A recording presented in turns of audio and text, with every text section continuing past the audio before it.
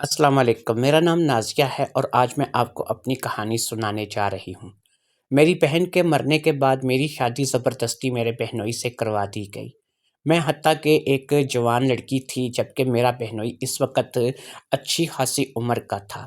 میری جس بہن کی شادی میرے بہنوئی سے ہوئی تھی، اس بہن نے بھی کبھی اس بہنوئی کے بارے میں کوئی اچھی رپورٹ نہیں دی تھی۔ ہم دونوں بہنوں کی آپس میں بہت بنتی تھی اور وہ میری بہن ہر بار مجھے یہی کہتی تھی کہ مجھے کہاں پر پھنسا دیا ہے۔ اس بات کو لے کر کے میں جانتی تھی، لیکن میرے گھر والے اس بات پہ اعتراض کر رہے تھے کہ مجھے جو ہے وہ اپنے بہنوئی سے شادی کر لینی چاہیے، کیونکہ وہ ایک بڑا زمیندار تھا اور اس کے پاس روپے پیسے کی کمی نہیں تھی۔ پھر یہ تھا کہ ایک 12 سال کا لڑکا تھا جو کہ میری بہن نے پیچھے چھوڑا تھا، اور یہ لڑکا جو تھا یہ میری بہن کا اکلوتا بیٹا تھا جو کہ اس زمیندار سے ہوا تھا۔ اس کے علاوہ میری بہن کی کوئی اولاد نہیں تھی۔ میں نے جب بھی اپنی بہن سے کوئی بھی ملاقات کی تھی اور جب بھی میری بہن سے کوئی ملاقات ہوتی تھی تو اسے میں نے اس بات کا شاکی پایا تھا کہ وہ ہمیشہ اس بات کی شکایت کرتی تھی کہ چودھری جو ہے وہ کسی قابل نہیں ہے۔ یہ ایک بچہ بھی بس قدرت کی دین تھی تو ہو گیا، ورنہ اس سے تو اس ایک بچے کی بھی امید جو ہے وہ چودھری سے نہیں تھی۔ خاص طور پر اپنی بہن سے جب ان باتوں کو میں سنتی تھی اور پھر میں من ہی من میں اس بات کو سوچتی تھی کہ میری بہن جو ہے وہ کیسی زندگی گزار رہی ہے۔ اب بہن کی اچانک وفات کے بعد میرے گھر والے اس بات پہ زور دے رہے تھے کہ مجھے جو ہے وہ چودھری سے یعنی کہ اسی زمیندار سے شادی کر لینی چاہیے جس کے نکاح میں مجھ سے پہلے میری بہن تھی۔ لہٰذا اب میں اس بات کو لے کر کے اپنے والدین کے آگے مجبور ہو گئی اور پھر میں نے اس چودھری سے شادی کرنے کی حامی بھر لی۔ یہاں پر میں آپ کو یہ بتاتی چلوں کہ ہم جو ہے انتہائی مڈل کلاس فیملی سے تعلق رکھنے والے، یا تو مڈل کلاس سے بھی نچلے درجے پہ آپ لوگ ہمیں ایک غریب فیملی کہہ سکتے ہیں۔ ہمارا نہ تو گھر بار اپنا تھا اور نہ ہی ہم جو ہے وہ کچھ کھاتے پیتے لینڈ لارڈ تھے، اس لیے مجبوری تھی کہ میرے ماں باپ کے کہنے پر میں نے اپنے بہنوئی سی جو کہ ایک اچھا زمیندار تھا اس سے شادی کر لی تھی، اور پھر میں گاؤں آ گئی تھی۔ یہاں پر جب میں گاؤں میں آئی تو لوگوں نے مجھے بہت رسپیکٹ دی اور سب لوگوں نے مجھے چھوٹی چودرانی کہہ کر کے مخاطب کرنا شروع کر دیا۔ اتنی بڑی حویلی تھی اور واقعی دور دور تک پھیلی ہوئی زمینیں دیکھیں تو یہی پتہ چلتا تھا کہ میں دنیا کی خوش قسمت ترین لڑکی ہوں جس کو ایسا ماحول ملا ہے یا پھر ایسی جو بات ہے اس کو ملی ہے۔ لیکن میرا اندر تو صرف مجھے پتہ تھا اور میں یہ جانتی تھی کہ میرا اندر جو ہے اس وقت مرا ہوا ہے، اور میں پتہ نہیں کیسے اس رشتے کو قبول کر کے یہاں پر آ گئی ہوں۔ میرا یہ رشتہ جو ہے وہ صرف اسی وجہ سے ہوا تھا کہ میری بہن فوت ہو گئی تھی اور اس نے ایک 12 سال کا بچہ جو تھا وہ چھوڑا تھا۔ ارشد جو کہ میری بہن کا بیٹا تھا وہ مجھے ماسی ہی کہتا تھا اور میرے ساتھ اچھا گلا ملا ہوا تھا۔ وہ کوئی زیادہ سیانہ لڑکا نہیں تھا جیسے کہ عموماً چودھری کے بچے ہوتے ہیں۔ 12 سال کی عمر میں بھی وہ ایسی بچگانہ حرکتیں کرتا تھا کہ جس کو آپ یہی سوچ سکتے ہیں کہ ابھی اس کی جو ہے وہ جسمانی گروتھ تو ہو چکی ہے، لیکن ذہنی طور پر یہ ابھی میچور نہیں ہوا ہے اور اس سے صحیح طریقے سے دین اور دنیا کی سمجھ نہیں ہے۔ لہٰذا میں نے بھی اسے دل سے اپنانے کا فیصلہ کر لیا تھا، اور میں نے یہ سوچ کر کے خون کے گھونٹ پی لیے تھے کہ اگر چودھری جو ہے وہ کسی قابل نہیں ہے اور میرے اس کے ساتھ معاملات نہیں بھی چلتے تو پھر کیا ہوا، میں جو ہے اپنے بھتیجے کے ساتھ جو ہے وہ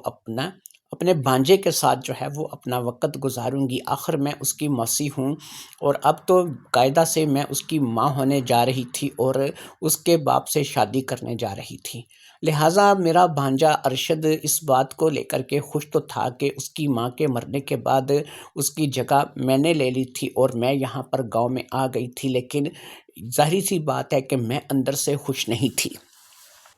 مجھے پہلی ہی رات میں اس بات کا اچھی طریقے سے اندازہ ہو گیا تھا کہ چودھری کے دانے بک چکے ہیں، اب چودھری کسی قابل نہیں رہا۔ صرف دکھانے کی حد تک ہی ہم دونوں میاں بیوی تھے اور ہمارے درمیان میں ایسا کوئی بھی رشتہ نہیں تھا جو کہ ہم دونوں کو میاں بیوی کے طور پر ظاہر کرتا۔ ہمارے درمیان نہ ہی ایسی کوئی بات ہوتی تھی اور نہ ہی ہم ایسے معاملات کرتے تھے، کیونکہ وہ ان معاملات کے قابل ہی نہیں رہا تھا۔ شاید کسی وجہ سے، عمر زیادہ ہونے کی وجہ سے یا پھر کسی اور کارن، وہ اپنی صحت توانائی کو مکمل طور پر کھو چکا تھا، اور اب تو اس کو شکر ہے کہ میرے جیسی بیوی مل گئی تھی۔ یہاں پر پرابلم یہ تھی کہ میں اپنے بہن بھائیوں میں سب سے چھوٹی تھی اور میری عمر اس وقت صرف 20 سال تھی، یعنی 20 سال کی عمر میں مجھے ایک 50 سال کے شخص کے ساتھ بیاہ دیا گیا تھا۔ یہ بھی ہمارا بہت بڑا معاشرتی مسئلہ ہے کہ جہاں پر دولت ہوتی ہے وہاں پر عمر نہیں دیکھی جاتی اور خواہشات کے گلے گھونٹ کر کے ایسے فیصلے کر دیے جاتے ہیں۔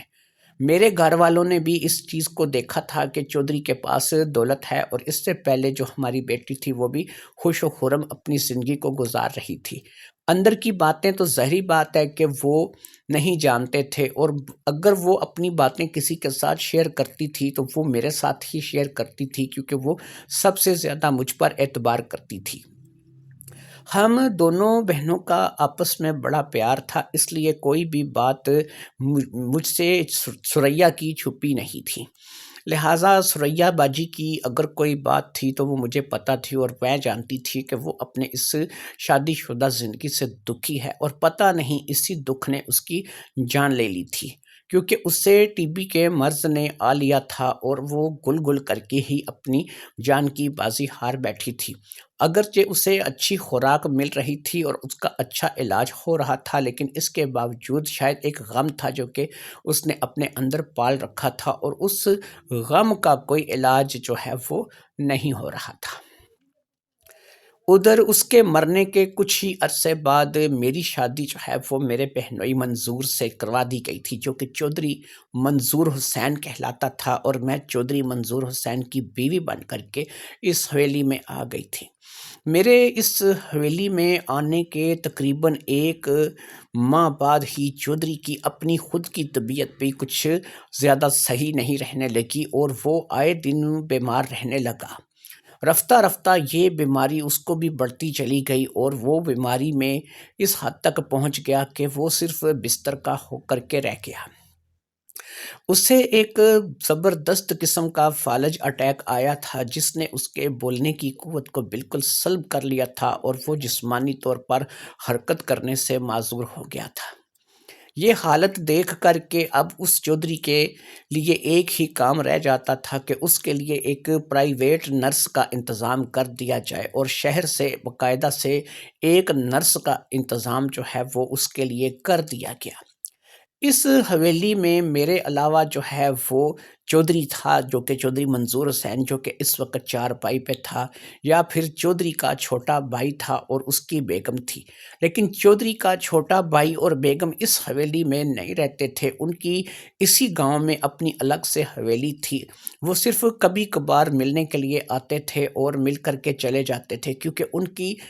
ان کا حصہ ان کو مل چکا تھا، ان کی جائیداد ہم لوگوں سے علیحدہ تھی، ان کی زمینیں بھی ہم لوگوں سے علیحدہ تھی، اور اسی طریقے سے وہ اپنی مستی میں مگن رہتے تھے، اور وہ اپنی زندگی کو الگ طریقے سے انجوائے کرتے ہوئے جی رہے تھے۔ چودھری کے بھائی طلحہ نے جب مجھے دیکھا تھا تو اسے اس بات کا واقعی میں افسوس ہوا تھا، اور اس نے مجھے لگی لپٹی کے بغیر سیدھا منہ پر کہہ دیا تھا کہ بھابھی، آپ نے شادی تو چودھری سے کر لی ہے، لیکن آپ اپنی عمر دیکھیں اور پھر یہ دیکھیں کہ آپ نے جو ہے وہ ایک انسان سے، ایسے انسان سے شادی کر لی ہے جو کہ آپ سے دگنی سے بھی زیادہ عمر کا ہے۔ چودھری اس وقت 55 سال کا تھا اور میں 20 سال کی تھی۔ اس بات کا تو واقعی بنتا تھا کہ وہ مجھ سے دگنی سے بھی زیادہ عمر کا ہے۔ میری بہن جس کا انتقال ہوا تھا، یعنی میں اپنی بڑی بہن ثریا کی بات کر رہی ہوں، تو ثریا بھی جو ہے وہ 30 سال کی تھی جبکہ اس کا انتقال ہوا تھا، یعنی وہ بھی چودھری سے 25 سال چھوٹی تھی۔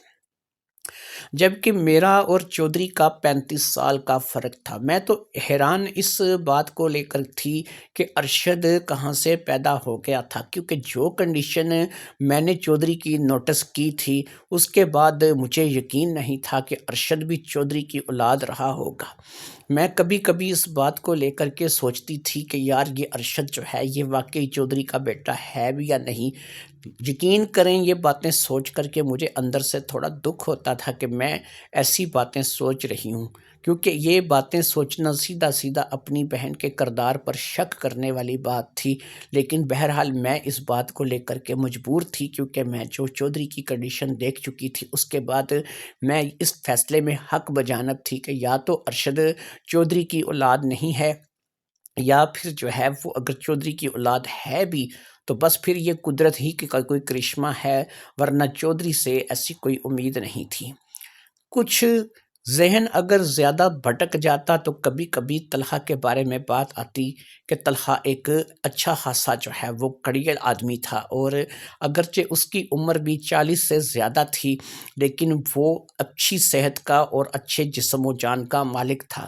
کہیں ایسا تو نہیں کہ ثریا نے طلحہ سے کچھ امید لگائی ہو اور اس نے اس کی اس امید کو ارشد کی شکل میں پورا کر دیا ہو۔ ارشد کا باپ طلحہ ہو سکتا ہے، یہ باتیں بھی میرے ذہن میں گھومتی اور پھر میں ان باتوں کو خود ہی جھٹک دیتی، کیونکہ بہرحال میرے پاس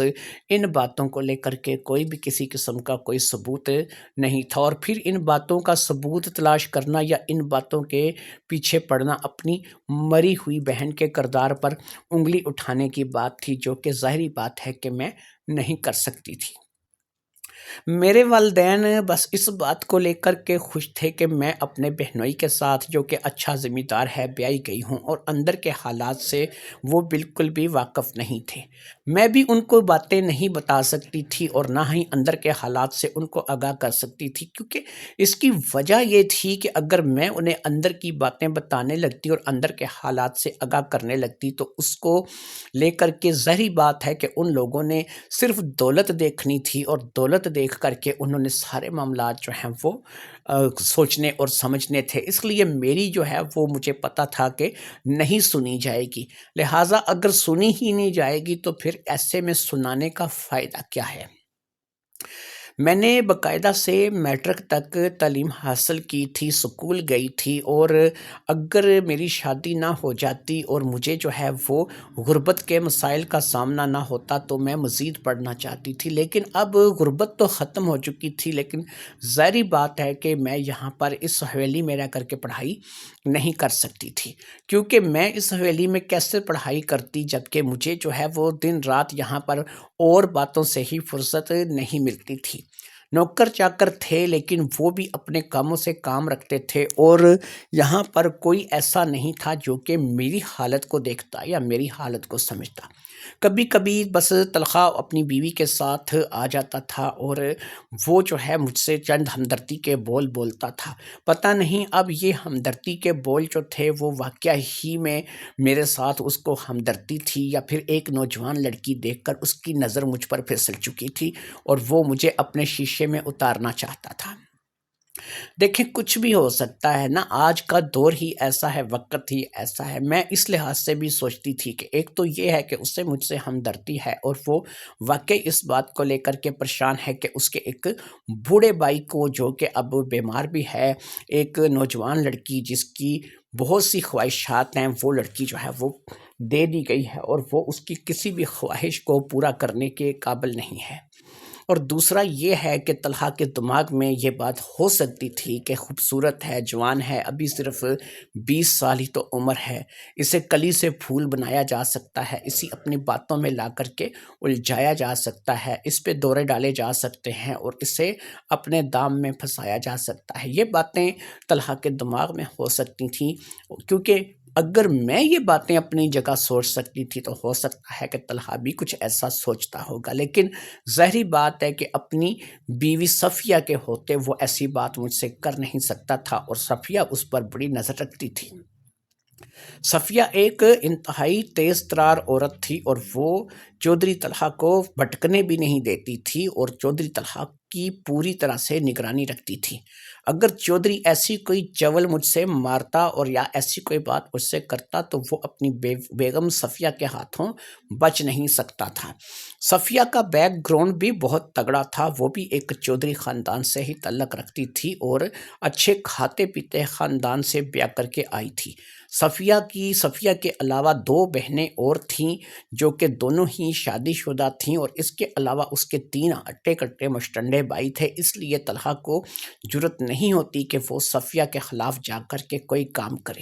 اور وہ بھی کوئی کم لوگ نہیں تھے، اچھی خاصی جاگیر کے مالک تھے۔ اس لیے ظاہری بات ہے کہ طلحہ کو صفیہ کے ساتھ بے ایمانی کرتے ہوئے جو ہے وہ 100 مرتبہ سوچنا پڑتا، اور ظاہری بات ہے کہ صفیہ کے ساتھ وہ بے ایمانی نہیں کر سکتا تھا۔ میں یہاں پر آ چکی تھی اور یہاں پر اس حویلی کے معاملات میں الجھ چکی تھی۔ میں نے اپنی زندگی کو پھنسا لیا تھا، اور بہن جو ہے وہ میری شاید انہی معاملات کا شکار ہو کر کے دنیا سے چلی گئی تھی۔ مجھے یہاں پر کھانے کو، پہننے کو، لگانے کو ہر چیز مل رہی تھی، لیکن نہیں مل رہا تھا تو شوہر کا پیار نہیں مل رہا تھا۔ اور شوہر کا پیار کیا ملتا، وہ تو جب بستر جا لگا تھا، اب تو وہ چارپائی کا ہو کر کے رہ گیا تھا۔ بس اس کی دیکھ بھال تھی جو کہ نرسوں اور ڈاکٹروں کے ذریعے سے ہو رہی تھی، اور وہ دوائیاں کھاتا، ڈرپیں لگواتا، اور اسی قسم کی اپنی زندگی جو ہے وہ گزار رہا تھا۔ مجھے تو وہ بھی اب چل چلاؤ کا بھی لگ رہا تھا۔ مجھے لگ رہا تھا کہ بہت جلد جو ہے وہ اب شاید ہمیں چھوڑ کر کے ہمیشہ ہمیشہ کے لیے میری بہن کے پاس چلا جائے گا، اور اس کی زندگی کی امید جو ہے وہ مجھے کچھ خاص دکھائی نہیں دے رہی تھی۔ پھر میں یہ سوچ رہی تھی کہ اگر اس سے کچھ ہو گیا تو یہ اتنی بڑی جاگیر اور یہ زمینیں اور یہ حویلی اسے کون سنبھالے گا؟ کیا ارشد؟ لیکن اس میں تو ابھی بچپنا تھا، وہ 12 سال کا ہو کر بھی 5-6 سال کے بچے کی حرکتیں کرتا تھا، ضدی بلا کا تھا، اور جس چیز کے لیے ضد کرتا تھا سمجھو کہ وہ اسے چاہیے ہی چاہیے، اور چاہے وہ اچھی ہے یا بری ہے، سب لوگ یہی کہتے تھے کہ چلو کوئی بات نہیں، ابھی بچہ ہے، اتنا ذہن نہیں ہے، اس کو دے دو۔ اسی طریقے سے اس کے اور معاملات جو ہے وہ چلتے چلے جا رہے تھے، اور مجھے اس کو بھی لے کر کے بڑی پریشانی کا سامنا جو ہے وہ کرنا پڑ رہا تھا۔ میں کیونکہ اب اپنا بیاہتا جیون شروع نہیں کر پائی تھی، لیکن ظاہری سی بات ہے کہ میں ایک نوجوان لڑکی تھی، اور میرے اندر بھی جذبات تھے، اور میں چاہتی تھی کہ میری شادی ایک ایسے مرد سے ہوتی جو کہ قابل ہوتا، کسی قابل ہوتا، اور وہ بھی میرے ساتھ اچھے طریقے سے زندگی گزارتا، اور میں بھی اس کے ساتھ اچھے طریقے سے اپنی زندگی کو انجوائے کرتی، بھلے ہی وہ کوئی غریب آدمی ہوتا، لیکن بہرحال ہوتا تو کسی قابل۔ ان باتوں کو لے کر کے میں اکثر سوچتی رہتی تھی، لیکن مجھے کوئی ایسا شخص نظر نہیں آتا تھا۔ طلحہ سے میں کوئی تعلق بنا نہیں سکتی تھی کیونکہ اس پر صفیہ کی نظر رہتی تھی، اور وہ صفیہ کے ہوتے کوئی ایسی حرکت کر نہیں سکتا تھا۔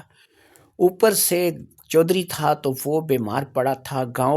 گھر میں جو نوکر تھے وہ بھی تقریباً ایسے تھے کہ ان کی ڈیٹ ایکسپائر ہو چکی تھی۔ ایک بوڑھا شخص تھا جو کہ 60-70 سال کا تھا، جو کہ اب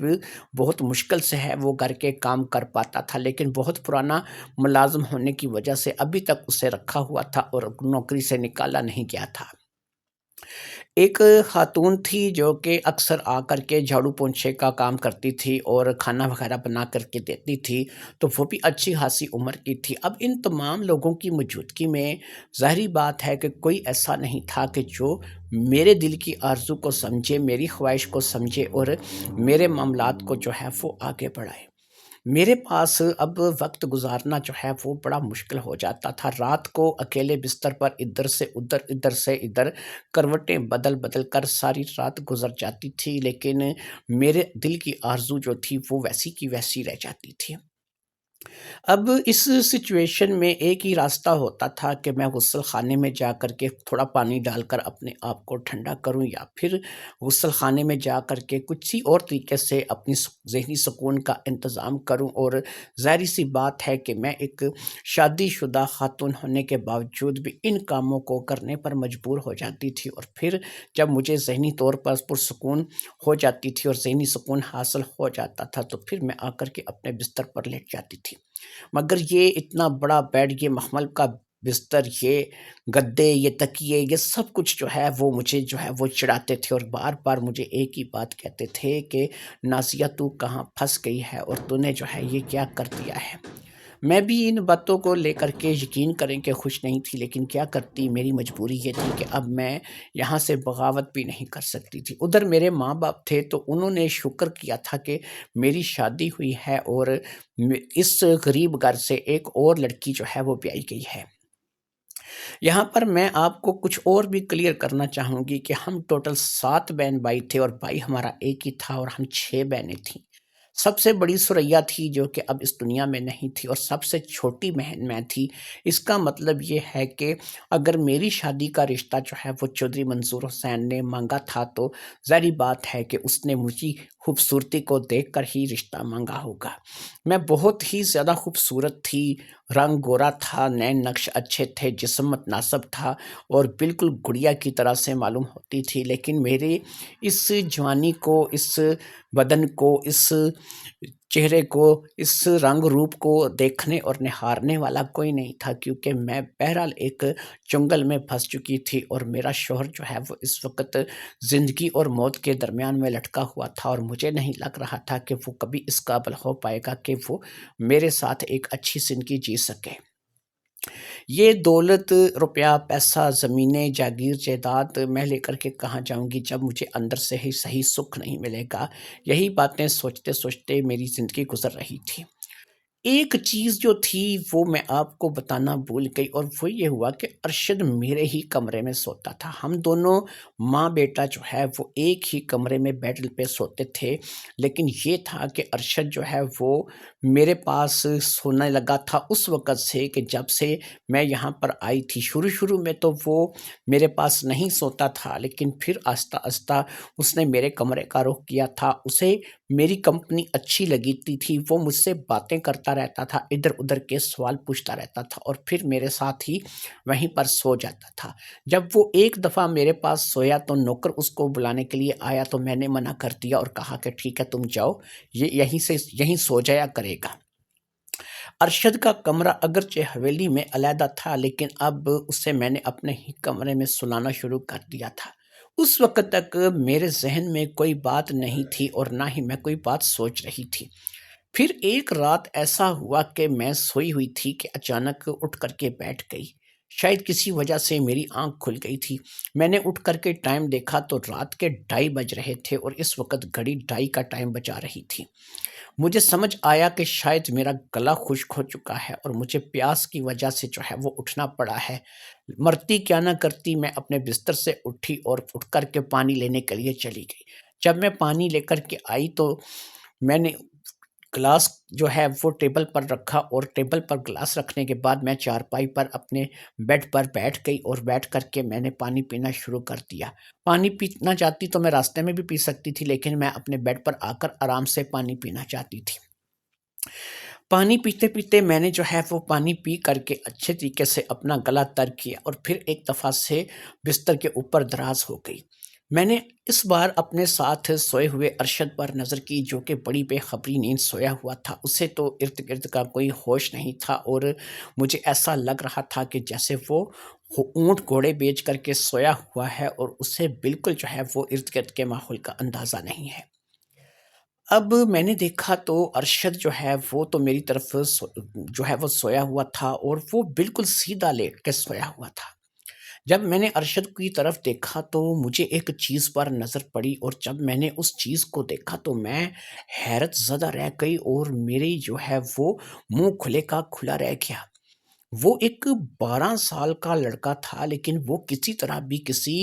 نوجوان سے کم نہیں تھا اور مجھے ایسا لگ رہا تھا کہ وہ کچھ ضرورت سے زیادہ ہی جوان آدمی ہے۔ ایک 12 سال کا لڑکا جو ہے وہ اس حد تک کیسے ہو سکتا ہے، اس بات کو میں سوچ کر کے جو ہے وہ حیران ہو گئی تھی اور میرا منہ جو ہے وہ اس بات کو لے کر کھلے کا کھلا رہ گیا تھا۔ میں کافی دیر تک ارشد کو اسی طرح سوتے ہوئے نہارتی رہی اور اپنی آنکھوں میں اچھی طرح سے اس کا جائزہ لیتی رہی۔ من ہی من میں بہت سے خیالات تھے جو کہ گزر چکے تھے، اور آخر کار میں نے ایک فیصلہ کر لیا تھا اور اس فیصلے پہ میں مطمئن ہو گئی تھی۔ اگرچہ یہ فیصلہ جو ہے وہ کچھ زیادہ بہتر نہیں تھا، اور میں اس فیصلے کو کر کے 100 بار رد کر چکی تھی کہ مجھے ایسا نہیں سوچنا چاہیے یا ایسا نہیں کرنا چاہیے، لیکن بہرحال میں ایک نوجوان لڑکی تھی اور اپنے جذبات کے ہاتھوں میں مجبور تھی۔ اس رات تو میں چپ کر کے لیٹ گئی اور پھر تھوڑی ہی دیر میں بھی نیند کے آغوش میں چلی گئی۔ اب کیونکہ روزانہ کی بنیاد پر ہی ارشد جو ہے وہ میرے ہی کمرے میں سوتا تھا اور اس کے میں اپنے ہی کمرے میں سلا لیتی تھی، لہٰذا اب میری رات کی نیندیں جو ہے وہ رفتہ رفتہ اڑنی شروع ہو گئی تھی، کیونکہ جو منظر میں نے اس روز دیکھا تھا اس کے بعد تو ظاہری بات ہے کہ میری نیندیں اڑنی شروع ہو چکی تھیں۔ اب میرے ذہن میں ایک بات چلنے لگی کہ یار یہ تو تھوڑا سا سادہ ہے اور اس قدر دماغ نہیں رکھتا۔ اگر کوئی ایسی بات میں کر جاتی ہوں اور اس نے صبح کو ڈنڈورا پیٹ دیا تو میرے ساتھ کیا ہوگا؟ لہٰذا میں اس بات کو لے کر کے اندر ہی اندر ڈر رہی تھی کہ مجھے جو ہے وہ جو کچھ بھی کرنا ہے پوری سوچ سمجھ کے اور سمجھ بوجھ کے ساتھ کرنا ہے، کیونکہ یہ ذہنی طور پر ایک ایسا لڑکا ہے کہ جو صبح اٹھ کر کے کچھ بھی ڈنڈورا جو ہے وہ پیٹ سکتا ہے، اور ایسا ہو سکتا ہے کہ میرے لیے بہت بڑی مصیبت کا سبب یہی لڑکا بن جائے۔ مجھے یہ پتہ تھا کہ میں رشتے میں اس کی ماسی بھی لگتی ہوں، اور اب تو میں اس کے باپ کے ساتھ شادی ہو جانے کے بعد اس کی ماں بھی لگتی ہوں، چھوٹی ماں بھی لگتی ہوں، لہٰذا میں اس کی ماں بھی تھی اور ماسی بھی تھی، لیکن اس کے باوجود میرا بھانجا ارشد جو کہ اب میرا بیٹا بھی تھا، وہ میری آنکھوں میں کھٹک رہا تھا۔ وہ میری بہن کا بھی بیٹا تھا اور وہ منظور حسین کا بھی بیٹا تھا جو کہ میرا شوہر تھا، لیکن میں مغلوب ہو چکی تھی اپنے ذہن کے ہاتھوں، میں مجبور ہوتی چلی جا رہی تھی۔ شیطان تھا کہ اس نے مکمل طور پر میرے ذہن کو اپنی جکڑ میں لے لیا تھا اور وہ مجھے اپنے آپ میں قابو کرتا چلا جا رہا تھا۔ دن گزرتے جا رہے تھے اور ہر رات میرے لیے ایک نئی مصیبت، ایک نئی عذاب کی طرح آ رہی تھی، اور ہر رات کے اس عذاب کو میں ساری رات محسوس کرتی تھی۔ وہ تو بے فکر ہو کر کے سوتا تھا اور پھر میں ساری رات جو ہے وہ اسی طرح آنکھوں ہی آنکھوں میں جاگ کر کے گزار دیتی تھی۔ مجھے کچھ بھی سمجھ نہیں آ رہا تھا کہ میں کیا کروں، اس مسئلے کا کیا حل ہو سکتا ہے یا پھر مجھے کیا کرنا چاہیے۔ لہٰذا میں بہت ہی سوچ بچار کے بعد ایک نتیجے پر پہنچی، اور اس نتیجے پر پہنچنے کے بعد میں نے یہ فیصلہ کیا کہ مجھے ایک چکر اپنے گھر کا لگا لینا چاہیے، ایک چکر مجھے شہر میں جانا چاہیے، کیونکہ اس کا حل جو ہے وہ میں وہیں سے کر سکتی تھی، اور مجھے جو ہے امید تھی کہ میں اپنے اس حل میں کامیاب ہو جاؤں گی۔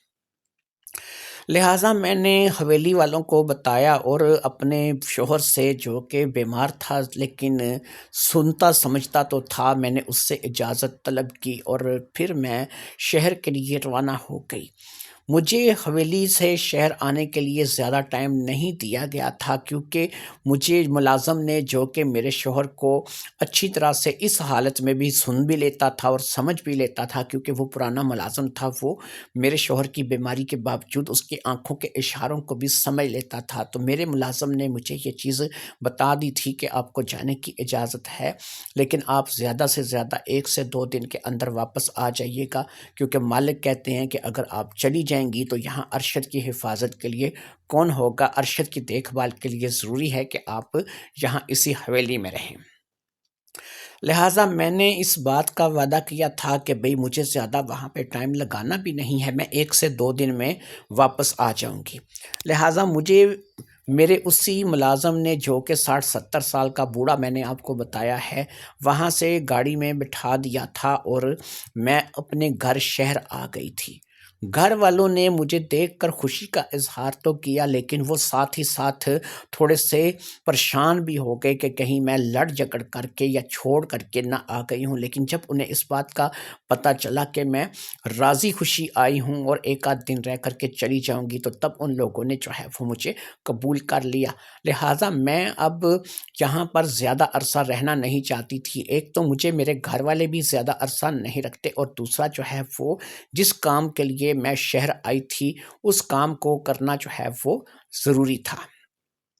لہٰذا ایک رات میں نے اپنے گھر میں گزاری، اور اگلے صبح میں نے ناشتہ کرنے کے فوراً بعد ہی اپنے کام کے لیے جانا مناسب سمجھا۔ میں نے اپنے گھر میں بتایا کہ مجھے شہر سے کچھ چیزیں خریدنی ہیں، اگر شہر میں آ ہی گئی ہوں تو کچھ خریداری جو ہے وہ میں کرتی چلوں۔ چیزوں کا بہانہ بنا کر کے میں گھر سے نکل آئی تھی، اگرچہ میرے بہن بھائیوں نے میرے ساتھ آنے کی ضد کی تھی، لیکن میں نے ان کو یہ کہہ کر کے منع کر دیا تھا کہ میں کچھ سامان وغیرہ لے کر کے جلدی آ جاؤں گی، اور مجھے جو ہے وہ کچھ ایسی چیزیں خریدنی ہیں کہ جو میں خود اپنی ذات کے لیے خریدنا زیادہ پسند کروں گی۔ تم لوگ فکر مت کرو، اگر مجھ سے کچھ ہو سکے گا تو میں تم لوگوں کے لیے بھی لے آؤں گی۔ کیونکہ غربت تھی، اس لیے ان لوگوں کو یہی غنیمت تھا کہ چلو ہمارے لیے بھی کچھ نہ کچھ لے آئے گی، لہٰذا وہ لوگ خاموش ہو گئے تھے، اور ان کو وہاں چھوڑ کر میں وہاں سے نکل آئی تھی۔ میں ڈسپینسری جانا چاہتی تھی۔ یہ ڈسپینسری ہمارے گھر سے تقریباً آدھے گھنٹے کی دوری پر تھی، اور اس ڈسپینسری میں ایک نرس کام کرتی تھی جس کا نام پروین تھا، اور پروین جو ہے وہ نرس تھی جو کہ اب اس نے نرسنگ کا کورس کر لیا تھا، لیکن اس سے پہلے وہ میرے ساتھ جو ہے وہ پڑھ چکی تھی، یعنی کہ میں اور پروین ایک ہی اسکول میں پڑھے تھے۔ لیکن اسکول جو ہے وہ چھوڑنے کے بعد ظاہری بات ہے میری آگے پڑھائی کی ہمت نہیں ہوئی تھی، لیکن اس نے اسکول چھوڑنے کے بعد جو ہے میرے اسکول چھوڑنے کے بعد نرسنگ کا کورس کر لیا تھا، اور اب وہ باقاعدہ سے ایک نرس تھی جو کہ ایک ڈسپینسری میں جو ہے وہ تعینات کی گئی تھی، اور گورنمنٹ کی طرف سے وہ ایک سروس کر رہی تھی جو کہ اس ڈسپینسری میں رہ کر کے وہ کر رہی تھی۔ مجھے کیونکہ پروین کے بارے میں خبر تھی اور میں پروین کے بارے میں جانتی تھی، اس لیے میں جو ہے وہ اب اپنے گھر سے نکل کر کے سیدھا پروین کی طرف جا رہی تھی، کیونکہ میں اب جو کرنے جا رہی تھی اس کے لیے پروین کا ساتھ ہونا ضروری تھا۔ میرے اندر تو جو وبال آیا ہوا تھا، لیکن پروین جو تھی ایک ایسی خاتون تھی، ایک ایسی سہیلی تھی جو کہ میرے کام آ سکتی تھی، اور یہاں پر میں پروین کے ذریعے سے کام کر سکتی تھی۔ لہٰذا تقریباً آدھے گھنٹے کے مسافت کے بعد میں اس ڈسپینسری کے پاس پہنچ گئی جس میں پروین جو ہے وہ ڈیوٹی کرتی تھی۔ جب میں وہاں پر گئی تو مجھے اس بات کا پتہ چلا کہ پروین آج ڈیوٹی پر نہیں آئی ہے، اور مجھے اس کے گھر جانا پڑے گا۔ گھر بھی ڈسپینسری سے زیادہ دور نہیں تھا، میں کیونکہ پروین کا گھر جانتی تھی، اس لیے میں وہاں سے پروین کے گھر کے لیے روانہ ہو گئی، اور مزید آدھے گھنٹے کے بعد میں اس کے گھر کے دروازے پر دستک دے رہی تھی۔ میری دستک کے جواب میں ایک بوڑھی سی خاتون نے دروازہ کھولا اور مجھ سے پوچھا کہ ہاں بھی کون ہو اور کس سے ملنا ہے، تو میں نے پروین کے بارے میں پوچھا۔ وہ شاید پروین کی ماں تھی۔ اس نے اندر پروین کو آواز لگائی تو تھوڑی ہی دیر میں پروین جو ہے وہ میرے سامنے کھڑی تھی۔ مجھے دیکھ کر کے پروین کھلکھلا اٹھی، اور اس نے فٹافٹ سے مجھے اپنے گلے سے لگا لیا، اور اپنی ماں کو اس نے یہ بتایا کہ یہ میری سکول کی سہیلی ہے، اس بیچاری کو آگے پڑھنا نصیب نہیں ہوا، اور اس نے میٹرک کے بعد جو ہے وہ سکول چھوڑ دیا تھا، جبکہ میں میڈیکل فیلڈ میں چلی گئی تھی، لہٰذا بہت عرصے بعد میری اس کی ملاقات ہو رہی ہے۔ اسی طرح باتیں کرتے اور گپیں لگاتے میں اپنی سہیلی کے ساتھ اندر آ گئی۔ اندر آ کر کے اس نے مجھے ایک سجے سجائے کمرے میں بٹھایا، جس کے آگے ٹیبل پر ایک بہت ہی خوبصورت سا کپڑا ڈال کر کے رکھا گیا تھا، اور میں ایک صوفے پر اپنی سہیلی کے ساتھ بیٹھ گئی تھی۔ میری سہیلی پروین کی ماں شاید کچن میں چلی گئی تھی، شاید وہ ہمارے لیے چائے بنانا چاہتی تھی۔ اب وہ چائے بنا کر کے تقریباً 5 منٹ میں ہی آ گئی، اور پھر اس کے بعد چائے کا دور چلنے لگا، اور اس کی ماں کے سامنے ظاہری سی بات ہے کہ میں کوئی بھی بات جو ہے وہ اسے نہیں کر سکتی تھی۔ شاید اس کی ماں کو بھی اس بات کی سمجھ آ گئی، اور اس نے کہا کہ چلو ٹھیک ہے، تم دونوں بیٹھ کر کے باتیں کرو، میں ذرا پڑوسن کے گھر ہو آتی ہوں۔ پڑوسن کی طبیعت کچھ ناساز ہے، میں اس کی خبر لے آتی ہوں۔ پتہ نہیں اب پڑوسن بیمار تھی یا نہیں تھی، یا پھر صرف اس کے جانے کا بہانہ تھا جو کہ وہ وہاں سے کہہ کر کے چلی گئی۔ اب اس گھر میں صرف ہم دو لوگ رہ گئے، یعنی میں اور پروین۔ اب میں نے پروین کی طرف توجہ کی اور میں نے اس کو کسی بھی لگی لپٹی کے بغیر سیدھی بات کرنی شروع کی۔ میں نے کہا پروین، میں نا تمہارے پاس ایک بڑے ضروری کام سے آئی ہوں۔ اس نے کہا کیا کام ہے؟ میں نے کہا پروین تم مجھے ایک بات بتاؤ، تمہاری میڈیکل فیلڈ ہے اور تم جو ہے وہ میڈیکل فیلڈ سے تعلق رکھتی ہو، تو میں جس کام سے گھر سے آئی ہوں وہ کام میرے خیال میں میرا تم ہی کر سکو گی۔ کہنے لگی میں تمہاری سہیلی ہوں اور تمہیں اسکول کے دور سے جانتی ہوں، اسی لیے کھل کر بات کرو، کوئی بھی لگی لپٹی رکھنے کی ضرورت نہیں ہے۔ میں نے کہا مجھے کوئی ایسی دوائی چاہیے کہ جس دوائی کی مدد سے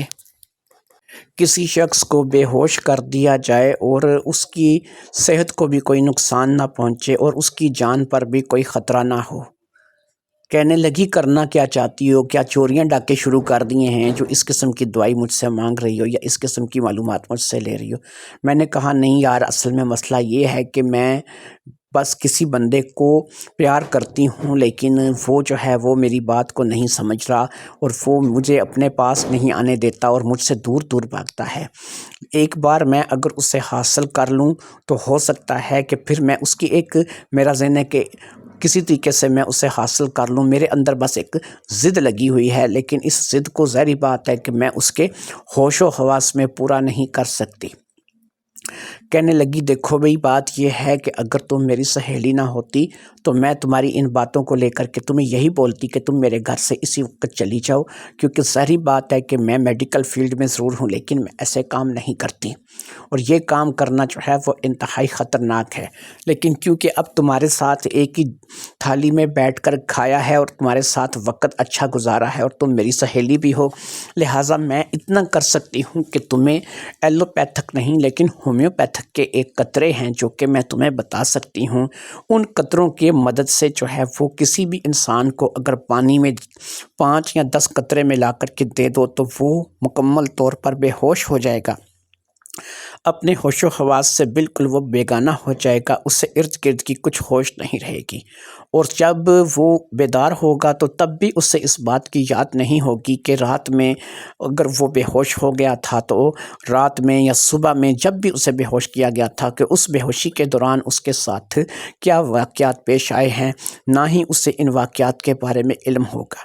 پھر یہ ہے کہ ہومیوپیتھک میڈیسن ہونے کے ناطے وہ اس پر کوئی ایسا برا اثر نہیں کرے گی اور وہ شخص جو ہے وہ آسانی کے ساتھ جو ہے وہ اپنی زندگی جیتا رہے گا، اسے کوئی بیماری کوئی تکلیف جو ہے وہ نہیں ہوگی۔ بس یہ ہے کہ جب بھی اسے کم از کم 10 قطرے جو ہے وہ ملا کر دے دو گی تو وہ ایک اپنے ہوش و حواس سے بیگانہ ہو جائے گا، لیکن اسی وقت فوری طور پر نہیں، کم از کم آدھا گھنٹہ لگے گا کہ وہ ایسی گہری نیند میں سوئے گا کہ اسے بس صبح ہی اٹھنا نصیب ہوگا۔ 7 سے 8 گھنٹے تک وہ قطرے اثر کرتے ہیں، اگر 5 قطرے دھوگی تو اس کا اثر 4 سے 5 گھنٹے میں ختم ہو جائے گا، اور اگر 10 قطرے دھوگی تو 7-8 گھنٹے نکال لے گا۔ لیکن یاد رکھو کہ یہ میڈیسن جو ہے ہومیوپیتھک میڈیسن ہے اور ہر بندے کو نہیں ملتی، صرف ڈاکٹر کی ہدایت پر، اور وہ بھی ہومیوپیتھک ڈاکٹر کی ہدایت پر ہی ہومیوپیتھک میڈیسن ڈاکٹر ہی اس کو دے سکتا ہے، یا کسی ہومیوپیتھک سٹور سے ڈاکٹر کی ہدایت پر ہی مل سکتی ہے۔ میں کیونکہ ایک ڈسپنسری میں نرس ہوں اور ایک ایلوپیتھک ڈاکٹر ہوں اور میرا ہومیوپیتھک فیلڈ سے تعلق نہیں ہے، اس لیے میں بھی تمہیں یہ ریکمنڈ نہیں کر سکتی اور نہ ہی میں تمہیں اس کی پرچی بنا کر کے دے سکتی ہوں، اور نہ ہی میری پرچی پر تمہیں یہ دوائی مل سکتی ہے۔ وہ اس بات کو کہہ کر کے رکی تو میں نے اس سے کہا اچھا مجھے ایک بات بتاؤ، تم ایک ایلوپیتھک میڈیسن ڈاکٹر ہو، نرس ہو اور ایک جگہ ڈسپنسری میں کام کرتی ہو، تو تمہیں اس دوائی کے بارے میں اس قدر تفصیل سے کیوں علم ہے؟ اب وہ تھوڑی سی ہنس پڑی، اس نے کہا اصل میں مسئلہ یہ ہے کہ اس دوائی کا میں استعمال کر چکی ہوں۔ ہمارے ہاں ایک لڑکا تھا جو کہ کمپاؤنڈر تھا، اور وہ اس کے بارے میں کہا جاتا تھا کہ وہ کسی کو منہ نہیں لگاتا اور زیادہ تر وہ عورت ذات سے نفرت کرتا ہے یا بچ کے رہتا ہے، یہ اس کے کوئی اپنے معاملات رہے ہوں گے۔ جب میں نے دیکھا کہ یہ حالات ہیں اور وہ اس طریقے کا سب کے ساتھ ہی رویہ رکھتا ہے، میں نے کئی بار جو ہے وہ اسے اپنی طرف مائل کرنے کی کوشش کی، لیکن اس نے مجھے جو ہے وہ آگے سے کچھ اس قدر جواب دیے اور اس قدر جو ہے وہ کوئی برا بھلا کہا کہ میرے اندر اس کے ساتھ جو ہے وہ انتقام لینے کی آگ بھڑک اٹھی، اور میں نے کہا کہ اچھا بچو، تم ایسے نہیں تو کسی اور طریقے سے قابو آؤ گے۔ لہٰذا میں نے ایک ایسا بندہ جو کہ میں جانتی تھی اور وہ ہومیوپیتھک ڈاکٹر تھا، میں اس کے پاس گئی تو میں نے اس سے اس بارے میں بات کی، تو اس نے مجھے وہ قطرے بتائے تھے جو کہ اس نے مجھے اپنے پاس سے ہی دے دیے تھے، کیونکہ وہ میرا جاننے والا تھا اور مجھ پر اعتبار کرتا تھا، اس لیے اس نے مجھے وہ قطرے دے دیے تھے، اور پھر ان قطروں کو لے کر کے میں وہاں سے آ گئی تھی۔ میں نے وہ قطرے اپنے اس کمپاؤڈر پر استعمال کیے تھے اور 3 سے 4 گھنٹے کے لیے بے ہوش کر دیا تھا۔ میں نے اس کے ساتھ کچھ کیا نہیں تھا اور نہ ہی میں نے اس کے ساتھ سے، بس میں نے اپنا بدلہ لیا تھا، اور میں نے اس بے ہوشی کے دوران سے اس کی ایک چھوٹی سی ویڈیو ریکارڈ کر لی تھی، اور جب وہ ہوش میں آیا تھا تو وہ ویڈیو اس وقت تک میں نے بہت سے گروپس میں فارورڈ کر دی تھی۔ اسے یہ بھی نہیں پتہ لگا تھا کہ اس کی ویڈیو کس نے بنائی، کس نے فارورڈ کی، لیکن گلی محلے میں اس کی وہ ویڈیو آ گئی تھی، جو کہ کوئی ایسی ویڈیو نہیں تھی کہ جسے ہم کوئی بری ویڈیو کہیں، بس یہ ہے کہ اس کی بے ہوشی کے دوران جو ہے میں نے اسے تھوڑا سا سبق سکھایا تھا، اور وہ سبق ایسا تھا کہ جب اس نے اپنی وہ ویڈیو دیکھی تو اس کی ساری اکڑ فون نکل گئی تھی، اور وہ بالکل نارمل انسان کی طرح بیہیو کرنے لگا تھا۔ اس کے اندر کی اکڑ کو میں نے سمجھ لو توڑ دیا تھا، اور میں بس اسی معاملے میں کامیاب ہونا چاہتی تھی، اور خدا نخواستہ وہ کوئی غلط ویڈیو نہیں تھی، بس میں نے کچھ ایسا تھوڑا سا اس کے ساتھ پرینک کیا تھا جو کہ اس ویڈیو کو لے کر کے اس کے ساتھ میں نے کیا تھا۔ پھر یہ ہے کہ ایک ہی دفعہ میں نے وہ 10 قطرے جو تھے یا 5 قطرے اس میں سے اس کو دیے ہوں گے، مجھے تو اب اتنا بھی یاد نہیں آیا کہ اتنے ہی تھے 5 یا 10 قطرے جو کہ میں نے اسے دیے تھے، اس 5-6 گھنٹے کے لیے بے ہوش ہو گیا تھا۔ پھر اس کے بعد میرا من ہی نہیں چاہا، اور میں نے اس دوائی کی شیشی کو لا کر کے یہاں پر اپنے گھر میں ہی رکھ دیا، اور وہ یہیں کہیں گھر میں ہی پڑی ہے، اور اس وقت کی اسی طریقے سے یہیں پر موجود ہے، اور کیونکہ مجھے کبھی ایسا کسی کام کے لیے ضرورت ہی نہیں پڑی، اور ویسے بھی میں ان چیزوں سے ڈرتی ہوں کہ اگر کسی کو پتہ چل گیا یا کچھ ایسا ہو گیا تو یہ نہ ہو کہ الٹا میرے گلے مصیبت پڑ جائے، لہٰذا میں اس مصیبت سے بچنے کے لیے جو ہے میں نے یہ طریقہ کار اختیار کیا، اور میں نے اس بوتل کو دوبارہ سے ہاتھ بھی نہیں لگایا۔ اور پھر یہ ہے کہ چلو ایک مرتبہ اگر یہ بات نہیں کھلی کہ میں نے جو ہے اس کی ویڈیو بنا کر کے واٹس ایپ گروپس میں بھیجی تھی یا فیس بک وغیرہ پہ لگائی تھی، تو دوسری دفعہ میں یا تیسری دفعہ میں ظاہری بات ہے کہ اس کی جو ہے یہ بات چھپی ہو سکتا نہ رہتی، اور اسے پتہ چل ہی جاتا، یا پھر کوئی اور ہی اسے بتا دیتا، یا پھر ایسا کرتے ہوئے مجھے کوئی اور شخص دیکھ لیتا، تو ظاہری بات ہے کہ میری سختی آنی تھی، اس لیے میں نے دوبارہ اس بات کا رسک نہیں لیا۔ وہ ہومیوپیتھک ڈاکٹر جو ہے اسے بھی اس بات کا نہیں پتہ چلا کہ میں نے اس کا کوئی غلط استعمال کیا ہو، لہٰذا اس نے بھی آج تک مجھ سے ویسے ہی ملنا جلنا جاری رکھا ہے، اور کبھی بھی مجھے لے کر کے اس نے کوئی شکایت نہیں کی ہے، اور ویسے بھی میں نے اسے شکایت کا موقع نہیں دیا ہے۔ ہاں، اگر میں اس چیز کا کچھ غلط فائدہ اٹھاتی تو ظاہری بات ہے کہ ایسی میڈیسن کو اگر میں اس سے کوئی غلط فائدہ حاصل کرتی تو وہ مجھے کبھی بنا دیتی۔ اب یہ بات میرے لیے نا بڑی ہی زیادہ تسلی بخش تھی کہ وہ جو شیشی ہے جس میں وہ دوائی ہے وہ یہاں اسی وقت اسی گھر سے مجھے جو ہے وہ مل سکتی ہے، لہٰذا میں نے پروین کی منتیں کرنی شروع کر دیں، اور پروین سے کہا کہ کسی نہ کسی طریقے سے تم وہ شیشی جو ہے ڈھونڈو کہ تمہارے گھر میں کہاں پر پڑی ہوئی ہے، اور وہ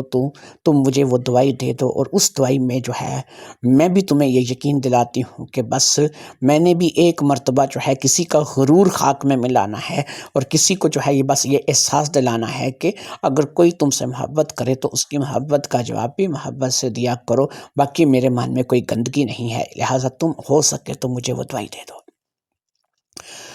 پروین نے کہا کہ اس سے پہلے کہ میری ماں آ جائے، کیونکہ وہ زیادہ دیر پڑوسیوں کے گھر نہیں رہے گی، تمہارے لیے مجھے کرنا ہی پڑے گا، میں ڈھونڈتی ہوں، یہیں کہیں گھر میں پڑی ہوگی۔ میں نے تو اس دن کے بعد اسے ہاتھ بھی نہیں لگایا اور اس کو جو ہے وہ ایسے چھوڑ دیا ہے جیسے کسی لاوارث کو چھوڑ دیا جاتا ہے۔ لہٰذا پروین نے میرے ساتھ مل کر کے مجھے کہا کہ تم بھی ڈھونڈو، اور اس نے مجھے اس نشانیاں بتا دیں اور کہا کہ ایسی شیشی ہوگی، ایسی ہومیوپیتھک کی جیسے کہ ڈراپر والے شیشی ہوتی ہے جس میں قطرے ہوتے ہیں، تو وہ ڈھونڈنی ہے اور اس طریقے کا سٹیکر اوپر لگا ہوگا۔ اس نے مجھے مکمل نشانی بتائی اور پھر میں اور پروین مل کر کے ایک ایک کمرہ، ایک ایک جگہ چھان کر کے اس بوتل کو ڈھونڈنے لگے۔ آخر کار پروین نے ہی اسے ایک دراز میں سے ڈھونڈ نکالا، اور یہ دراز کہاں تھا؟ یہ دراز جو ہے وہ ایک چھوٹا سا کمرہ تھا جو کہ اسٹڈی روم کے لیے استعمال ہوتا تھا، وہاں پر پڑا ہوا تھا۔ اس دراز میں سے جب اس نے اس شیشی کو نکالا تو اس نے کہا ہاں بالکل یہی ہے جس پہ کراس کا نشان لگا ہوا ہے اور سفید رنگ کا سٹیکر لگا ہوا ہے۔ یہ اب میں تمہیں پوری ایمانداری کے ساتھ اس بات پر دے رہی ہوں کہ تم اس کا ناجائز فائدہ نہیں اٹھاؤ گی، اور تم بھی جو ہے وہ صرف ایک ہی مرتبہ استعمال کر کے جس کا بھی غرور توڑنا ہے توڑ کر کے پھر میرے حوالے کر دو گی۔ میں نے اسے گلے لگایا اور اسے اس بات کا یقین دلایا کہ یار میں تمہاری دوست ہوں، کوئی کرمینل نہیں ہوں کہ میں اس کا کوئی غلط فائدہ اٹھاؤں گی، اور نہ ہی میں کوئی چور ڈاکو ہوں کہ یہ لوگوں کو پلا پلا کر یا کھلا کھلا کر کے ان کے موبائل چوری کروں گی یا ان کی گھڑیاں اتار لوں گی۔ اور تمہاری اطلاع کے لیے عرض یہ ہے کہ تمہیں شاید پتہ نہیں ہے کہ میری شادی ہو چکی ہے اور میں ایک بہت بڑے گھر میں بیائی گئی ہوں، مجھے روپے پیسے کی کمی اب نہیں ہے۔ اس نے تھوڑی سے سوال میری شادی کو لے کر کے کیے اور میں نے جو ہے گول مول سے جواب دے دیے، کیونکہ ظاہری بات ہے کہ اب میں منظور حسین صاحب کے بارے میں مکمل ڈیٹیل نہیں بتا سکتی تھی کہ وہ ایک 55 سال کا بوڑھا ہے جو کہ میرے پلے باندھ دیا گیا ہے اور میرے سارے ارمانوں پر جو ہے وہ پانی پھیر دیا گیا۔ میں نے بہرحال اس سے وہ دوائی حاصل کر لی تھی، اسے میں نے اپنے بیگ میں ڈالا اور پھر میں وہاں سے اس کے ساتھ اجازت لے کر کے باہر نکل آئی، اور اب میرا رخ جو ہے وہ بازار کی طرف تھا۔ وہ واقعی شہر آئی تھی تو اپنے بہن بھائیوں کے لیے یا پھر اپنی ذات کے لیے چند چیزیں خریدنا چاہتی تھی کہ جس سے وہ لوگ بھی خوش ہو جائیں۔ شام تک میں گھر پہنچ چکی تھی اور پھر اسی رات جو ہے وہ میں نے وہ رکنا وہاں پر مناسب سمجھا، اور اگلی صبح ہی میں صبح گاؤں کے لیے روانہ ہو گئی۔ میں جب گاؤں پہنچی تو وہاں پر ظاہری بات ہے کہ سب کو اطلاع ہو گئی کہ چھوٹی چودرانی واپس آ گئی ہے، اور سبھی لوگ اس بات کو لے کر کے خوش تھے کہ چلو میں جو وقت بتا کر کے گئی تھی اس وقت پر واپس آ گئی تھی۔ اب مسئلہ یہ تھا کہ مجھے جو ہے اب آج کی رات ارشد کو نہ صرف کہ اپنے ساتھ سلانا تھا، بلکہ آج کی رات مجھے یہ دوائی بھی ارشد کو دینی تھی، اور مجھے آج کی رات اس کے 5 یا 10 قطرے ارشد کو دے کر کے اس دوائی کا امتحان کرنا تھا کہ یہ دوائی جو ہے یہ کس حد تک کامیاب ہے۔ اور واقعی پروین کی کہے کے مطابق اس دوائی کے پینے کے بعد کسی کو اپنے ارد گرد کا ہوش نہیں رہتا، اور 6 7 8 گھنٹے کے لیے وہ بندہ بالکل جو ہے وہ کسی اور ہی دنیا میں چلا جاتا ہے، اور پھر اس کے ساتھ جو مرضی کرو آپ کو یا اس کو پتہ نہیں چلتا ہے۔ لہٰذا اس بات کو لے کر کے میں اندر ہی اندر خوش تھی کہ میرا ایک مسئلہ تھا جو کہ بہت بڑا مسئلہ تھا حل ہو چکا تھا، اور میں نے آج کی رات اس بات کو لے کر کے ارشد پر آزمانے کا فیصلہ کر لیا تھا۔ رات کو حسب معمول اب ارشد جو ہے وہ میرے کمرے میں آ گیا تھا، ہم لوگ بیٹھ کر کے باتیں کرتے رہے، اور پھر وہ حسب روایت جیسے کہ اس کی عادت تھی کہ سو جاتا تھا اور جلدی سو جاتا تھا، وہ سو گیا تھا۔ لیکن سونے سے پہلے میں نے اسے پانی دیا تھا، اور اس پانی میں نے باقاعدہ سے 10 قطرے ملا کر کے اسے دے دیے تھے۔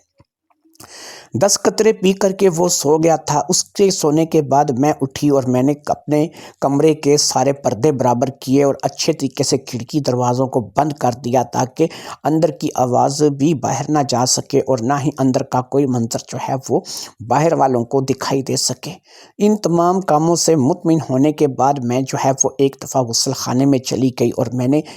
شیشے کے سامنے کھڑے ہو کر کے خود کو دیکھا۔ یقین کریں اس وقت میں اپنے آپ کو خود کو ایک ڈائن محسوس کر رہی تھی، ایک ایسی ڈائن کہ جو ایک چھوٹے بچے کو کھانے جا رہی ہے، لیکن کیا کرتی، میں اپنے جذبات کے ہاتھوں اس قدر مغلوب ہو چکی تھی اور میرا ذہن شیطان کے قابو میں تھا کہ مجھے خود سمجھ میں نہیں آ رہی تھی کہ میں کیا کر رہی ہوں اور کیا نہیں کر رہی ہوں۔ لہٰذا میں وہاں سے واپس جو ہے وہ کمرے میں آئی اور آ کر کے لیٹ گئی۔ آدھا گھنٹہ کیا 1 گھنٹہ گزر چکا تھا اور میں اسی کشمکش میں تھی کہ مجھے کرنا چاہیے نہیں کرنا چاہیے، مجھے کچھ اپنی سوچ جو ہے وہ اس میں تبدیلی کر لینی چاہیے، مجھے اپنے آپ پر کنٹرول کر لینا چاہیے۔ لیکن پھر میں سوچتی کہ میری کیا زندگی ہے، کل کو چودھری مر گیا تو اس بچے کے پالن پوشن کی ذمہ داری مجھ پر آ جائے گی، یہ حویلیاں، یہ زمین، یہ جائیداد، ان کو لے کر کے میں کیا کروں گی؟ یہ سب کچھ مجھے مل جائے گا یا ارشد کو مل جائے گا، تو ان سب کو لے کر کے میں کیا کروں گی کہ اگر زندگی میں سکھ ہی نہیں ہوگا۔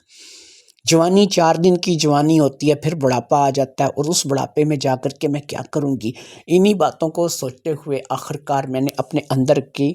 ماں کو اور ماسی کو مار دیا اور میرے اندر کی صرف عورت بیدار رہ گئی۔ لہٰذا ارشد کیونکہ میرے پاس ہی لیٹا ہوا تھا تو میں نے اپنے ہاتھ سے اس کے سر کو سہلانا شروع کر دیا، جیسے واقعی ہی میں کوئی ماں اپنے بچے کے سر کو سہلاتی ہے۔ لیکن میں اس وقت اس کے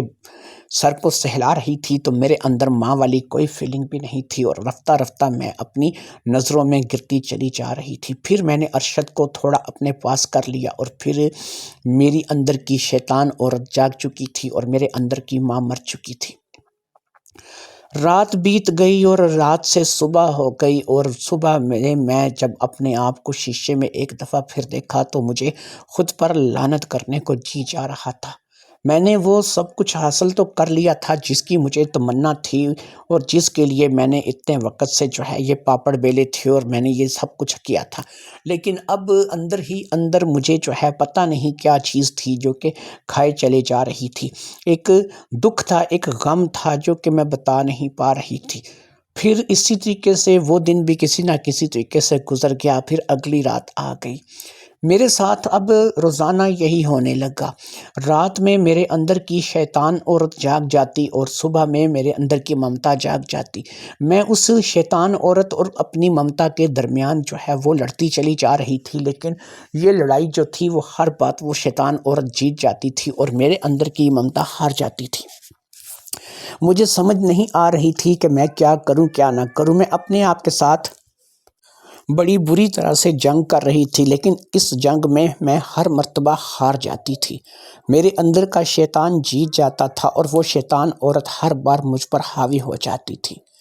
مجھے برا لگ رہا تھا، لیکن میں اس برا لگنے کو بھی کیا کر سکتی تھی؟ میں تو اپنے حالات کا شکار ہو چکی تھی، میں تو خود اپنی جکڑ میں آ چکی تھی، میں اپنی چال میں خود پھنس چکی تھی، اپنے جال میں خود آ چکی تھی، لیکن مجھے سمجھ میں نہیں آ رہا تھا کہ اس کے علاوہ کون سا راستہ ہے کہ جو میں اختیار کروں۔ پتہ نہیں ہم غریب بچیوں کے ماں باپ ان کی شادیاں بڑے گھروں میں کروانے سے پہلے اس بات کو کیوں نہیں سوچتے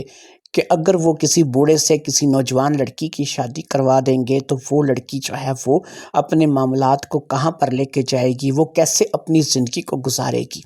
پھر وہ کچھ نہ کچھ ایسے ہی حرکتیں کرنے پر مجبور ہو جائے گی اور کل کو وہ اس بات کو لے کر کے بدنام ہوگی، وہ مجرم ہوگی، چور ہوگی، اپنی نظروں میں وہ گر جائے گی، لیکن اپنی زندگی کو وہ اسی طریقے سے گزارنے پر مجبور ہو جائے گی۔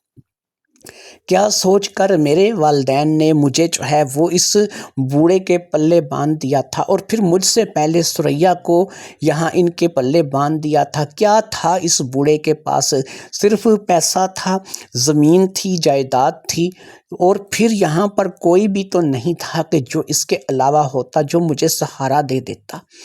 آج وہ زندگی اور موت کی کشمکش میں مبتلا تھا۔ فالج کا مرض اسے اس طریقے سے لے کر بیٹھا ہوا تھا کہ وہ بولنے سے بھی قاصر تھا، چلنے پھرنے سے بھی قاصر تھا۔ اور پھر جب میں اس کے ساتھ بیعہ کر کے یہاں پر آئی تھی، اس وقت وہ کون سا ٹارزن تھا؟ اس وقت بھی تو میں نے اسے دیکھ لیا تھا کہ اس کے پلے کچھ بھی نہیں ہے۔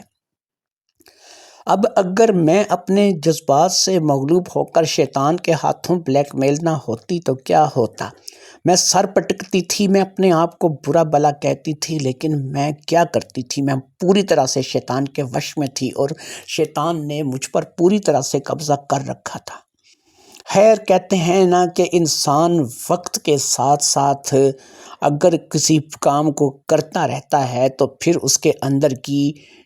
مر جاتی ہے۔ میرے اندر کی بھی عورت مرنے لگی تھی۔ اب مجھ پر صرف اور صرف ایک ہی عورت سوار رہتی تھی اور وہ وہی شیطانی عورت تھی جس نے مجھ پر قبضہ کر رکھا تھا، وہی شیطان تھا کہ جس کے چنگل میں آ چکی تھی۔ لہٰذا اب میں نہ دن دیکھتی تھی نہ رات دیکھتی تھی، جب بھی میرا من چاہتا تھا میں چند قطرے پانی میں دے کر کے اپنا کام نکال لیتی تھی۔ اسی طریقے سے میرا وقت گزرتا چلا جا رہا تھا اور اسی طریقے سے معاملات گزرتے چلے جا رہے تھے۔ ایک 12 برس کا لڑکا جو ہے اس کے ساتھ میرے معاملات ہی کچھ اور نکل کھڑے ہوئے تھے اور مجھے جو ہے وہ یہ معاشرہ، یہ دولت، یہ روپیہ، یہ پیسہ، یہ بوڑھا شوہر اور یہ سب حالات جو ہے وہ اس جگہ پر لے آئے تھے کہ میں واقعی ذہنی طور پر جو ہے وہ اپنے آپ کو بہت اپسیٹ محسوس کرنے لگی تھی۔ میں ذہنی مریضہ ہو چکی تھی کیونکہ مجھے اپنے جرم کا بھی احساس تھا، مجھے اپنے معاملات کا بھی پتہ تھا اور مجھے یہ بھی پتہ تھا کہ میں کیا کرتی چلی جا رہی ہوں اور کس کے ساتھ سب کچھ کرتی چلی جا رہی ہوں۔ ان تمام باتوں کو لے کر کے میں اپنے اندر لڑتے لڑتے تھک گئی تھی اور اب میں ہار چکی تھی۔ اس لیے میں نے اپنی روح کا سودا جو ہے وہ شیطان سے کر لیا تھا۔ میں مکمل طور پر اب اس کی غلام تھی اور سب کچھ ویسا ہی ہو رہا تھا کہ جیسا میرے اندر کی وہ شیطان عورت چاہتی تھی۔ اس لیے میرے اندر کی شیطان عورت جیت چکی تھی اور میں ہار چکی تھی۔ اسی طریقے سے معاملات چلتے رہے اور میں نے ایک دفعہ طلحہ کو بھی اسی طریقے سے آزما لیا تھا۔ 10 قطرے اس کو دینے اور پھر اس کو سلانے میں مجھے کوئی مسئلہ پیش نہیں آیا تھا۔ اس روز ایسا ہوا تھا کہ میں ارشد کو لے کر کے ان کی حویلی گئی ہوئی تھی اور وہاں پر میں نے صفیہ کو اور ارشد کو دونوں کو ہی 10 قطرے اس میں سے دے دیے تھے اور پھر اس 10 قطروں کے بعد دونوں ہی جو ہے وہ ایسی نیند سوئے تھے کہ وہ صبح ہی بیدار ہوئے تھے۔ اس دوران میں نے طلحہ کو بھی آزما لیا تھا۔ طلحہ اگرچہ ایک کامل مرد تھا اور ایک بہترین انسان تھا، لیکن ظاہری بات ہے کہ وہ میرے نصیب میں نہیں تھا اور میں اس پر زیادہ اپنی دسترس نہیں رکھ سکتی تھی۔ میں جو کام کرتی چلی جا رہی تھی بس وہی کرتی چلی جا رہی تھی، لیکن اب میرے لیے ایک اور بڑا مسئلہ جو تھا وہ کھڑا ہو چکا تھا۔ یہ قطروں والی دوائی ظاہری بات ہے کہ کب تک چلنی تھی اور اس دوائی نے ایک نہ ایک دن آ کر ختم ہی ہو جانا تھا اور اب یہ بالکل ہی نزدیک لگی ہوئی تھی۔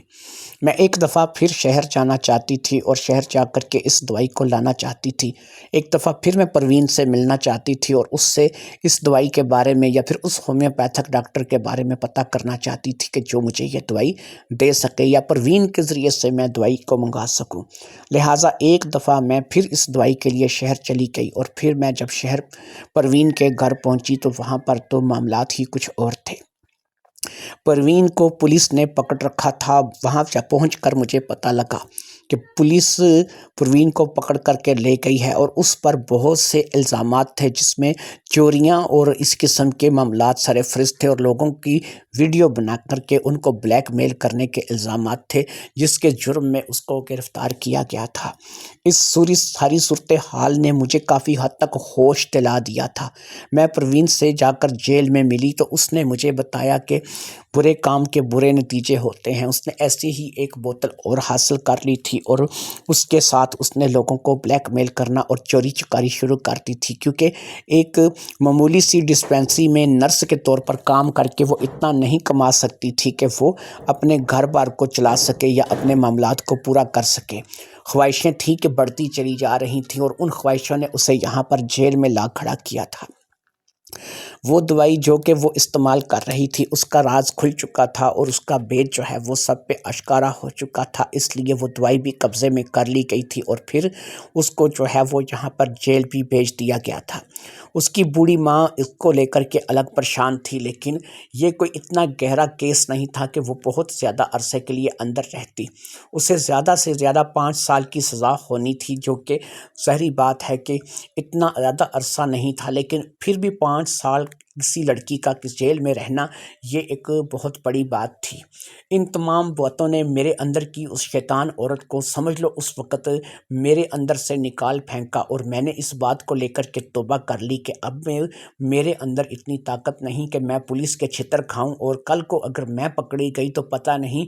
میرے ساتھ کیا ہوگا۔ اب یہ حالات ایسے تھے کہ میرے اندر کی وہ عورت کمزور پڑتی چلی جا رہی تھی جو کہ میرے اندر کی شیطان عورت تھی، اور ایک دفعہ پھر میرے اندر کی ممتا جاگ چکی تھی۔ شاید یہ پولیس کا ڈر تھا یا جیل جانے کا خوف تھا کہ جس نے اس شیطان کو بھگا دیا تھا، اور میرے اندر کی عورت نے ایک دفعہ پھر جو ہے وہ اپنی جگہ لے لی تھی۔ لہٰذا میں ویسے ہی جیسے گئی تھی واپس اپنے گاؤں لوٹ آئی۔ اب ارشد سوتا تو میرے پاس ہی تھا، لیکن ظاہری سی بات ہے کہ وہ دوائی وہ شیشی ختم ہو چکی تھی، اور کچھ بھی معاملات اب میں اس کے ساتھ نہیں کر سکتی تھی، کیونکہ ظاہری بات ہے کہ رسک ہی تھے کہ میں رسک لے نہیں سکتی تھی۔ اس کی ذہنیت کیفیت ایسی تھی کہ مجھے پتا تھا کہ اگر میں کوئی رسک لوں گی تو یہ بات میرے لیے اتنی بڑی وبال بن جائے گی کہ جس کا میں اندازہ بھی نہیں لگا سکتی۔ لہٰذا میں نے اپنے ارمانوں پر اوس ڈال دی اور اپنے آپ کو بدلنے لگی۔ رفتہ رفتہ مجھے سکون آ گیا۔ پتہ نہیں اب میری یہ جو جوانی تھی یہ اب کیسے گزرنی تھی، اور کوئی تھا کہ جو مجھے آ کر کے اس مصیبت سے نکالتا، یا پھر مجھے ایسے ہی اسی حال میں اپنا وقت جو ہے اس کا گزارا کرنا تھا۔ وقت گزرتا چلا جا رہا تھا اور اب میرا کوئی علاج نہیں رہا تھا۔ مجھے جو ہے وہ اب ارشد بھی میسر نہیں رہا تھا، اور طلحہ بھی میری طرف نظر نہیں کرتا تھا، اور چودھری تھا تو وہ نہ تو جی رہا تھا اور نہ ہی اب وہ مرنے کا نام لے رہا تھا۔ وہ ایک بڑی مصیبت تھی جو کہ میرے سر پڑی ہوئی تھی، لیکن بہرحال میں اب کچھ کر نہیں سکتی تھی۔